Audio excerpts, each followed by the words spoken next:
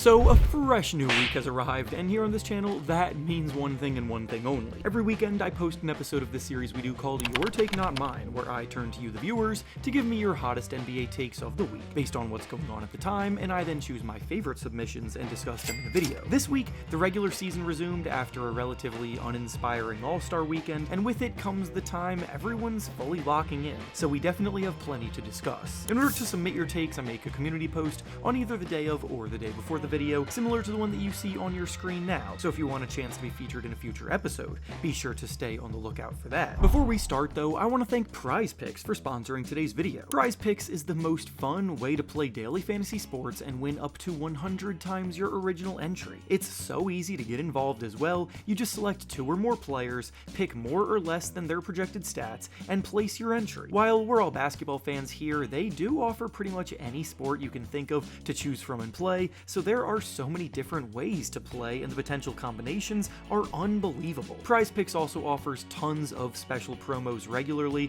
such as Taco Tuesday and specialty free spaces for big matchups, so you don't want to miss out on the chance to take advantage of those. For this week's entry, I'll be going with Dylan Harper to score over 18.5 points, and to sign up, go down to the link in the description and use promo code REFERENCE to take advantage of the offer, where all you have to do is play $5 and get $50 added to your account instantly. Once again, thank you to Prize Picks for sponsoring the video. Now let's get back to the topic at hand. The first take we'll be discussing today comes to us from Bacon, and he says that Isaiah Collier is the real Rookie of the Year, sneakily averaging an efficient double-double since he took over as the team's starting point guard. It's very easy for a player on the Utah Jazz to slip under the radar of the national audience because, quite frankly, they're not very good. They don't tend to have much going on in terms of big storylines in the media, and they don't play many games on national TV, so it's easy for the average fan to forget about them, and Collier is definitely being forgotten about from this year's draft class, but with a take like this,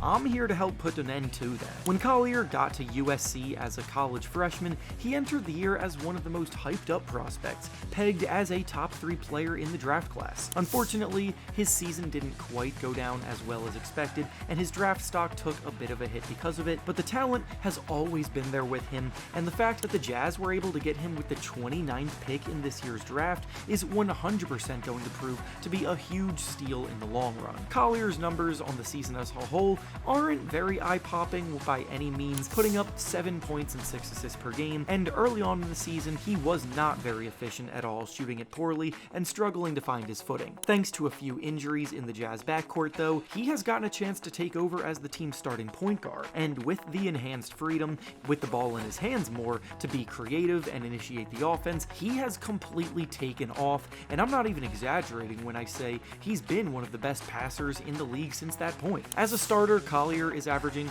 about 11 points and a highly impressive 9 assists per game, and while he hasn't done it as long as other players in the league, there are only 3 guys in the league this season dishing out more than 9 assists per game, so extrapolated out, he's dishing the rock like the best of the best. His strengths that were prevalent during his college days are translating seamlessly, with his downhill attacking bulldog style putting pressure on defenses, but unfortunately his weaknesses are still there as well, so there's room for improvement. He needs to stay more engaged on defense, and he's still not a very good 3-point shooter, but all in all, if he keeps dishing out assists at the rate that he has been, and his scoring output continues to trend upward, this is a wide open Rookie of the Year race up for grabs, so I wouldn't count him out of it by any means. The next take we'll be discussing today comes to us from You Won't, and he says that the Lakers will drop out of the playoff race entirely by the end of the season without a real big man on the team. So obviously the biggest storyline from the last month was that the Mavericks traded superstar Luka Doncic to the Lakers, completely out of nowhere,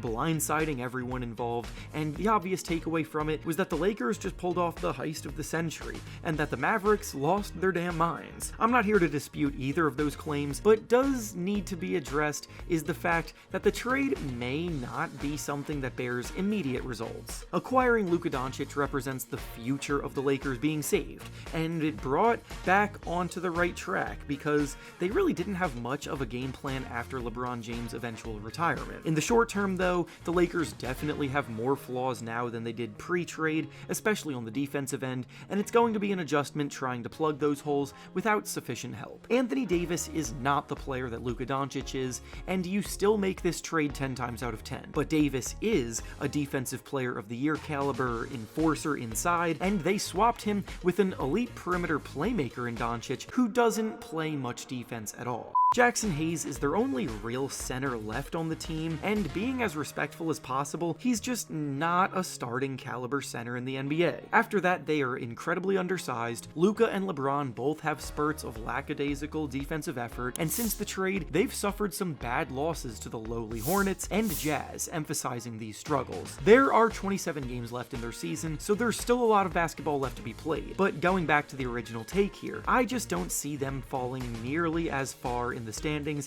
as they think. Sure, there's going to be some growing pains, but as Luka gets more comfortable in his new surroundings, he'll get back to dominating, and the Lakers are currently in 4th place in the Western Conference standings, with a 6.5 game cushion before they fall out of the playoff mix. So barring a catastrophic collapse, they're still in a good spot to make the playoffs, but how far they can go in the playoffs is a completely different topic. And finally, the last take we'll be discussing today comes to us from Gael, and he says that the Knicks are not true contenders this year. This one's tough because everyone probably has a different definition of what a true contender really is. I think only 3 teams are undisputed contenders right now, which of course are the Celtics, Thunder, and Cavaliers, and then after that, things get very debatable. The Knicks are in 3rd place in the East right now, 3 games back of the Celtics in the standings, and 9 games back of the Cavaliers. They're also 5 games ahead of the Pacers, who are next in the standings, so they're kind of in a tier of their own. Some may consider the East a 2-man race, and that's fine to think, but I personally wouldn't count the Knicks completely out by any means. The Knicks have the 3rd best offense in the NBA right now, and the addition of Karl Anthony Towns has really unlocked their spacing, taking their output to another level. Towns and Jalen Brunson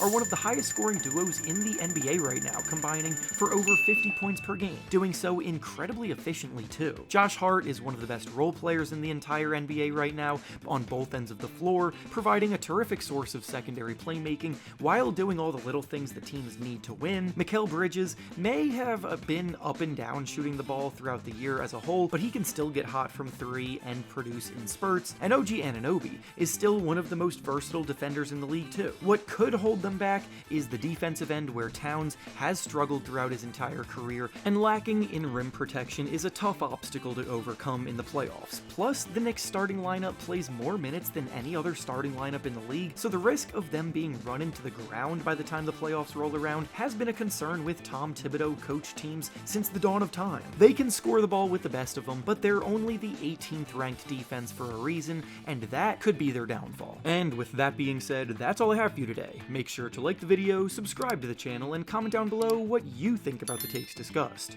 Thanks for watching, and I'll see you all next time.